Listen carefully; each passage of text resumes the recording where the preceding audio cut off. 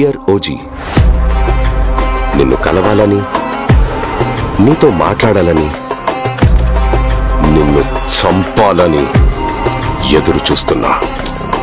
నీ Omi.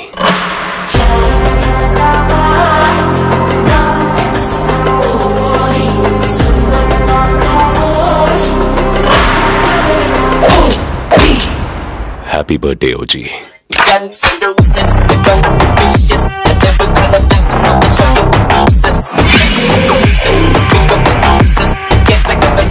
The firestorm rages.